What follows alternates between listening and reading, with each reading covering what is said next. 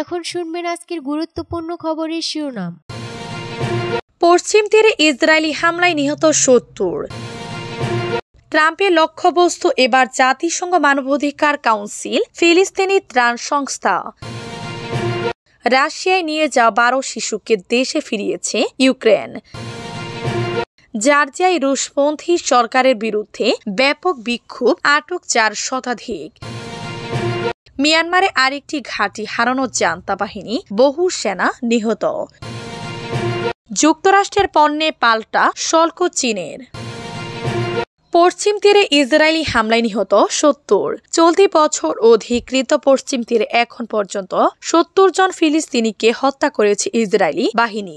এদের মধ্যে ১০ জন শিশু রয়েছে। ফিলিস্তিনির স্বাস্থ্য মন্ত্রণালয়ের বরাদ্দে এই তথ্য জানিয়েছে কাতার ভিত্তিক সংবাদ মাধ্যম আল জাজিরা।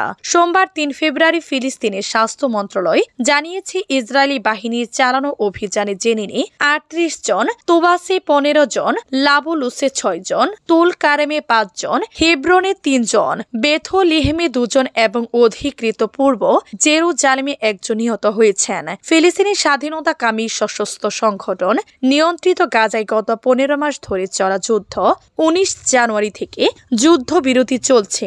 তবে গাজায় যুদ্ধবিরতি চললে পশ্চিম তীরে হামলার পরিমাণ জোরদার করেছে ইসরায়েলি বাহিনী।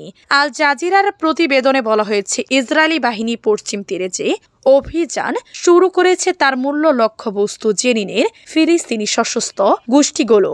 ফিলিস্তিনের স্বাস্থ্য মন্ত্রণালয় বলেছে ১০ জন শিশু ছাড়াও ইসরায়েলি বাহিনীর হামলায় ১ জন নারী এবং ২ বয়স্ক ফিলিস্তিনিও নিহত হয়েছেন। সোমবার ফিলিস্তিনি কর্তৃপক্ষের প্রিয় কার্যালয় ইসরায়েলি হামলার নিন্দা জানিয়েছে।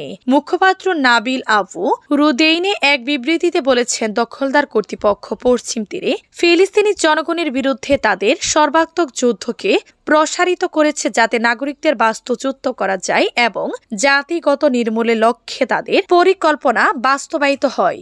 ট্রাম্পের লক্ষ্যবস্তু এবার জাতিসংঘ মানবাধিকার কাউন্সিল, ফিলিস্তিনি ত্রাণ সংস্থা। এবার জাতিসংঘ মানবাধিকার কাউন্সিলের সঙ্গে যুক্তরাষ্ট্রের সম্পর্কিতা ও জাতিসংঘের ফিলিস্তিনি ত্রাণ সংস্থা UNRWA এর তহবিল দেয়া বন্ধ রাখার পদক্ষেপ নিতে পারেন মার্কিন প্রেসিডেন্ট ডোনাল্ড ট্রাম্প। হোয়াইট হাউসের এক কর্মকর্তার বরাদ্দে এ তথ্য জানিয়েছে বার্তা সংস্থা রয়টার্স। রয়টার্স বলেছে, ট্রাম্প এমন সময় এ পদক্ষেপ নিতে যাচ্ছেন যখন ইসরায়েলি প্রধানমন্ত্রী বেনিয়ামিন নেতানিয়াহুর এক সফরে যুক্তরাষ্ট্রের রাজধানী ওয়াশিংটন ডিসিতে আছেন। নেতানিয়াহু দীর্ঘদিন ধরে UNRWA এর সমালোচনা করে আসছেন। ইসরায়েলি বিরোধী উস্কানির জন্য সংস্থাটিকে অভিযুক্ত করার পাশাপাশি সংস্থাটির কর্মীরা ইসরায়েলের বিরুদ্ধে সন্ত্রাসী তৎপরতায় জড়িত বলে অভিযোগ তার। তবে এ বিষয়ে জানতে চাইলে জাতিসংঘ ও UNRWA কোনো সাড়া দেননি বলে জানিয়েছে রয়টার্স। রাশিয়ায় নিয়ে যাওয়া ১২ শিশুকে দেশে ফিরিয়েছে ইউক্রেন। রাশিয়ায় জোর করে ধরে নিয়ে যাওয়া ১২ শিশুকে দেশে ফিরিয়ে এনেছে ইউক্রেন। দেশটির প্রেসিডেন্ট ভলোদিমির জেলেনস্কির chief of staff Andriy Yermak গতকাল সোমবার কথা জানিয়েছেন। বার্তা আদান প্রদানের অ্যাপ টেলিগ্রামে আন্দ্রি ইয়েরমাক বলেন, ইউক্রেনের প্রেসিডেন্টের শিশুদের ফিরিয়ে আনার উদ্যোগের অংশ হিসেবে ১২ শিশুকে দেশে ফিরিয়ে আনা সম্ভব হয়েছে। ইউক্রেন থেকে জোরপূর্বক ধরে নিয়ে যাওয়া শিশুদের ফিরিয়ে আনা লক্ষ্যে এ উদ্যোগ নেওয়া হয়েছে। ইয়েরমাক বলেন, ফিরিয়ে আনা শিশুদের মধ্যে রয়েছে ১৬ বছর বয়সী এক মেয়ে যে তার মাকে হারিয়েছে, রয়েছে ১৭ বছর বয়সী এক কিশোরী যার বিরুদ্ধে রুশ সেনাবাহিনীতে সমন জারি করা হয়েছিল। এছাড়া ছিল ৮ বছর বয়সী এক মেয়েও। এ বিষয়ে রাশিয়ার পক্ষ থেকে তাৎক্ষণিক কোনো মন্তব্য পাওয়া যায়নি। ২০২২ সালের ফেব্রুয়ারিতে ইউক্রেনের সর্বাত্মক আক্রমণ শুরু করে রাশিয়া যুদ্ধের শুরু থেকে মস্কো ও কিয়েভ শিশুদের তাদের পরিবারের কাছে ফিরিয়ে দিতে বেশ কয়েকটি বিনিময় করেছে। ইউক্রেন বলেছে, যুদ্ধ শুরুর পর থেকে ১৯,৫০০-র বেশি শিশুকে পরিবার ও অভিভাবকদের সম্মতি ছাড়াই রাশিয়া ও রাশিয়ার অধিকৃত অঞ্চলে নিয়ে যাওয়া হয়েছে। এই অপহরণকে যুদ্ধাপরাধ বলে অভিহিত করেছে ইউক্রেন। জর্জিয়ায় রুশপন্থী সরকারের বিরুদ্ধে ব্যাপক বিক্ষোভ, আটক 4 শতাধিক। জর্জিয়ায় নতুন করে ক্ষমতাসীন সরকারের বিরুদ্ধে ব্যাপক বিক্ষোভ দেখা দিয়েছে। বিক্ষোভে অংশ নিয়ে 2 জন বিরোধী দলীয় নেতা সহ প্রায় 400 জনকে আটক করেছে পুলিশ। টিবলিসিতে এ বিক্ষোভ হয়। গত বছরের নভেম্বর থেকে জর্জিয়ায় থেকে বিক্ষোভ চলেছে। তাদের অভিযোগ, ক্ষমতাসীন জর্জিয়া ট্রিম পার্টি অক্টোবরে অনুষ্ঠিত নির্বাচনে কারচুরি করে ক্ষমতায় গেছে। প্রচলিত আইনকে কর্তৃত্ববাদী আইন হিসেবে উল্লেখ করে ইইউ পন্থী বিক্ষোভকারীরা বলেন, ক্ষমতাসীন দল দেশকে রাশিয়ামুখী করেছে। এছাড়া ইউরোপীয় ইউনিয়নে জর্জিয়ার যোগদানের আলোচনাও বন্ধ রেখেছে।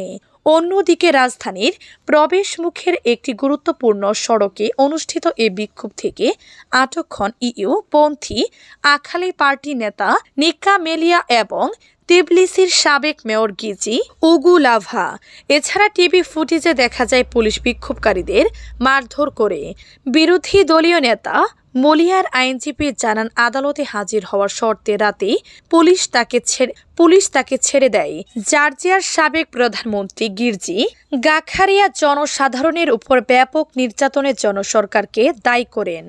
ইউরোপীয় ইউনিয়নের বিদেশ নীতির প্রধান কাজা কালাস বলেন, শান্তিপূর্ণ বিক্ষোভকারী সাংবাদিক ও রাজনীতিবিদদের উপর ব্যাপক নির্যাতন কোনোভাবেই গ্রহণযোগ্য নয়। মিয়ানমারে আরেকটি ঘাঁটি হারালো জান্তা বাহিনী, বহু সেনা নিহত। মিয়ানমারের মন রাজ্যের বেলিন টাউনশিপে জান্তা বাহিনীর কৌশলগত মায়ে পালে ঘাঁটি দখল করে নিয়েছে ন্যাশনাল লিবারেল আর্মির KNLA নেতৃত্বাধীন বিদ্রোহী যোদ্ধারা।